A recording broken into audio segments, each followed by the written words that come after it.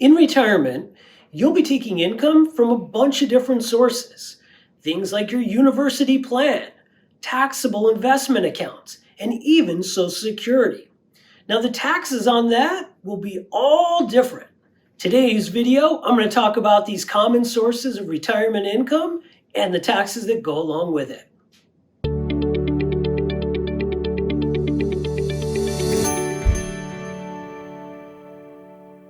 Your university plan and traditional IRAs.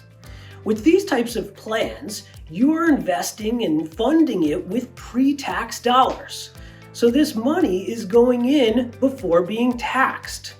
What this means is as it grows and accumulates for you, at retirement when you pull money out, it's all taxed as ordinary income.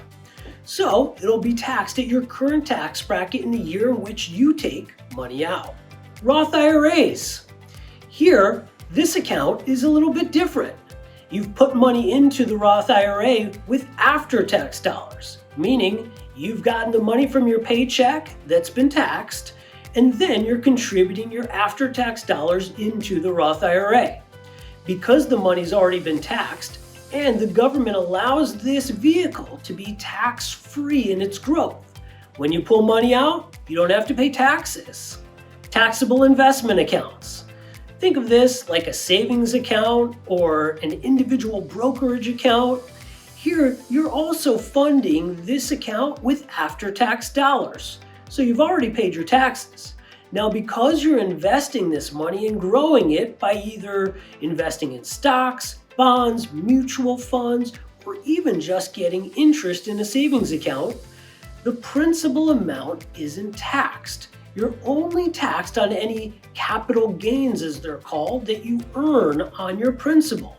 So if you buy a stock and it appreciates in value and you sell it, just that gain, the difference between what you bought it and sold it for, is taxed.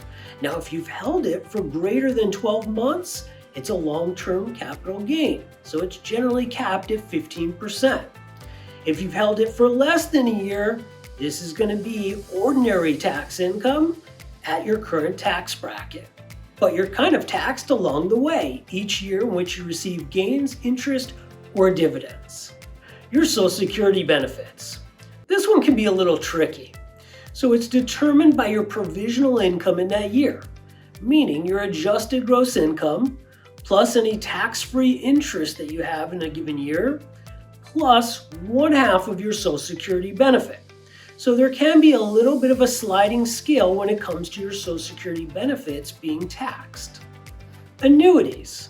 Because your university plan has annuities in them, or maybe you're invested in annuities outside your plan and it's one of those taxable accounts.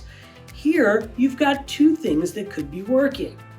Number one, if you're utilizing them inside the university plan, just know you're funded with pre-tax dollars.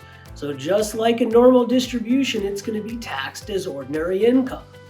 Now, if you're using some of that after-tax dollars, kind of in an investment account, well, here, because you're contributing after-tax dollars, you're only going to be taxed on the growth inside the annuity.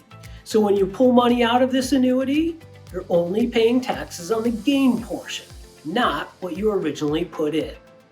Now that we've talked about the different income sources and how they're taxed, little pro tip for you: when you're making your withdrawal plan, start with your university plan and traditional IRA. Here, this is all taxed as ordinary income.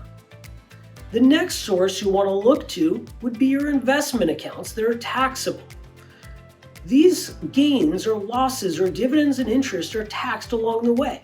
So you have a little bit more control over the tax burden in any given year, and it's not treated as ordinary income. The last source you want to be tapping are those Roth IRAs. As a reminder, these are funded with after-tax dollars, and it's growing tax-free. But when you pull money out, it's also tax-free. So it's a great way to utilize last if you need it. And if you don't, it makes for a great legacy vehicle.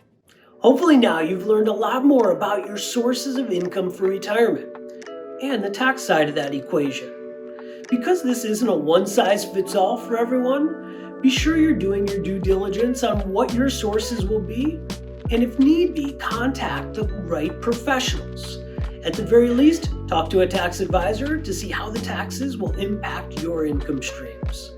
If you're left with more questions or just want better advice on your specific situation, I'm here to help.